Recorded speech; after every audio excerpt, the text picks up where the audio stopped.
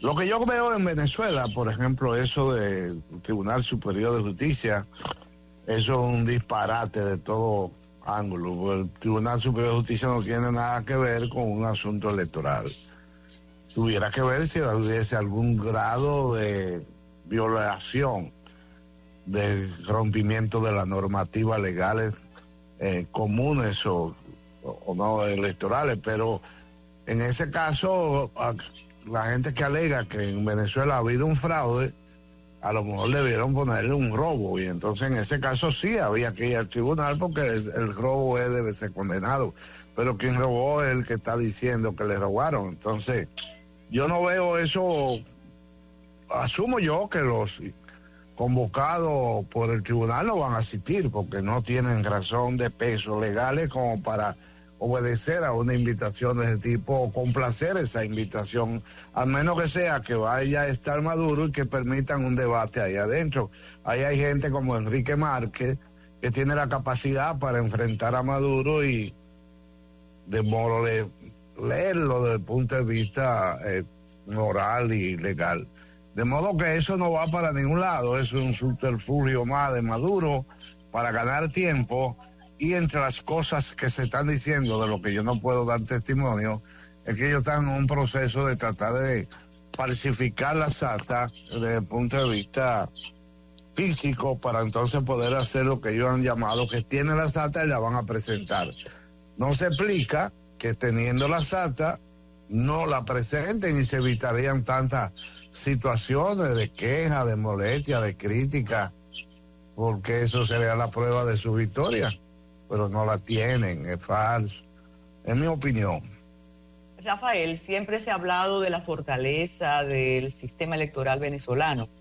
Esa fortaleza la está poniendo en duda el propio Maduro. ¿Por qué? Como bueno, dice, porque en este caso a él le ha perjudicado por por la razón del resultado. Pero yo creo que el sistema electoral de Venezuela es el mejor que yo conozco, el sistema que más garantiza la votación desde el punto de vista legal, positiva, desde el punto de vista de evitar un fraude. ¿Por qué es así? ¿Por qué lo creo así? Porque cuando tú llegas a un recinto de votación y te presentas tu mesa, tú tienes que mostrar un documento, en este caso es la cédula venezolana, que confirme que quien la está presentando es el que aparece física y en la foto de la cédula. Eso te da el pase a un segundo lugar para entonces hacer la acción de la votación mecánica. Es decir, va frente a una máquina, frente a esa máquina te identifica con la cédula, se confirma que eres tú. Una vez confirmado que eres tú, tú decides por quién va a votar, asumiendo que va a votar por el número 5, tú marcas el 5 y la máquina debe presentarte la foto de quien tú has elegido para votar. Una gente normal, si la foto es diferente, no va a decir que sí, dice que no, hasta que aparezca la tuya. Si apareció la tuya, entonces tú le dices sí y vota. El sí es el voto. Cuando eso ocurre, ese voto se registra electrónicamente, pero al mismo tiempo te produce un documento, recibo, vamos a llamarle así, que dice que tú, fulano de tal, votaste por fulano de tal en el número 5. Ese documento tú lo doblas, lo metes en la urna que está al lado. ¿Qué hacen al final de la votación? Cotejar resultado electrónico con resultado físico. Debe coincidir. Al coincidir se produce un acta que todos los testigos, que como llaman ya, más los coordinadores de la mesa, firman esa acta. Esa acta es publicada, se lee públicamente, allá hay derecho a asistir, es decir, en Venezuela las mesas no se cierran los recintos, no, se cierra la votación nada más. Y luego que se cierre la votación, todo el que votó en esa mesa tiene derecho a entrar y escuchar el conteo. De modo claro, que no puede ser. Aunque es parte de una historia traumática en la República Dominicana, pero este es el sistema que fracasó en las municipales en el 2020, pero que permitió las primarias en el Partido de la Liberación Dominicana, con muchísimo éxito, el voto automatizado, no electrónico. Entonces, Maduro conoce ese sistema. La pregunta es, ¿hasta cuándo él puede negarse al cotejo de las actas? Porque lo del tribunal es un subterfugio para dilatar el asunto. Y en segundo lugar, ¿le tiene miedo la comunidad internacional o una parte de la comunidad internacional al respaldo chino, ruso, iraní y cubano que tiene Maduro? Bueno, la primera parte, quien justamente compra esa máquina, el primero que negoció esa adquisición de máquinas, por lo tanto no puede alegar ahora que esas máquinas son malas, se llama Jorge Rodríguez. Jorge Rodríguez, el actual presidente de la Asamblea, una de la segunda o tercera figura en el gobierno, que viene al chavismo a partir de que fue miembro del CNE. Él fue el que negoció esa máquina, entonces la conoce muy bien. Ahora, de modo que ellos no pueden negarse a aceptar como resultado bueno lo que ellos propiciaron en aquel momento. Con respecto a la posibilidad de miedo, yo creo que tiene que haber una actitud, más que de miedo, de prudencia, porque definitivamente, como he dicho en otras ocasiones, Maduro no es Maduro. Maduro es una marioneta de un grupo, de un sistema, de un tal vez es exactamente un grupo de países que tienen intereses volcados en Venezuela. Número uno, Cuba, porque cuando Maduro salga del gobierno, que yo aspiro y espero que sea rápido, Cuba va a comenzar su propio descalabro, porque Cuba tiene una fortaleza en su país que se produce en Venezuela.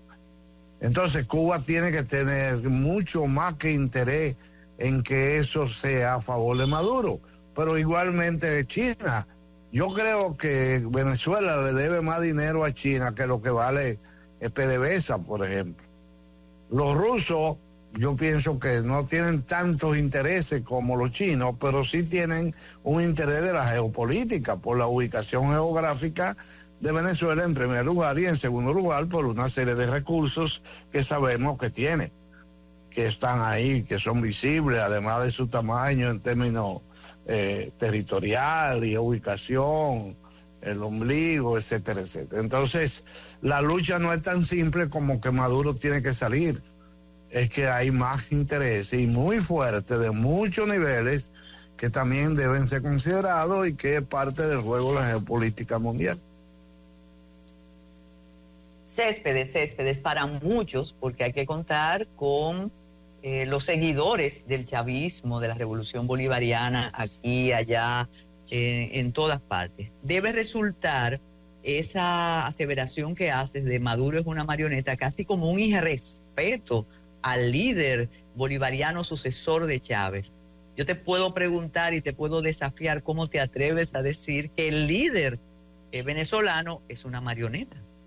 Primero porque no es líder, eso es lo primero. O sea, Maduro es una persona que llega ahí por una serie de circunstancias que le dio la vida a su favor, si fue así. En el sentido siguiente, Maduro en el año 1998 era una figura completamente desconocida, no solo en Venezuela, sino para el chavismo.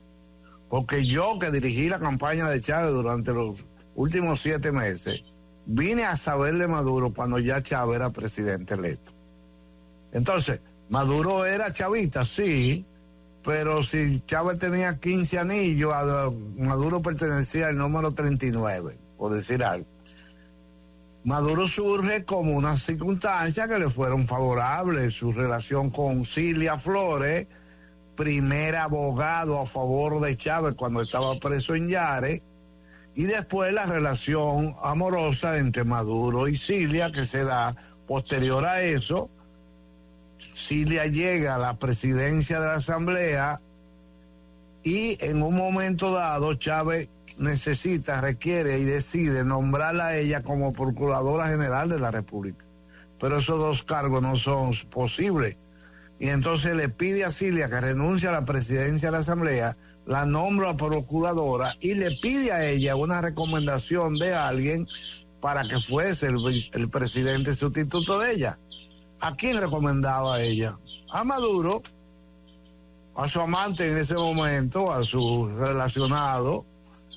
Así fue que él llega a la asamblea. Cuando llega a la presidencia de la asamblea, yo creo que hasta él se sorprendió porque ¿de dónde salió esta persona? Lo conocían algunos sindicalistas y esa cosa.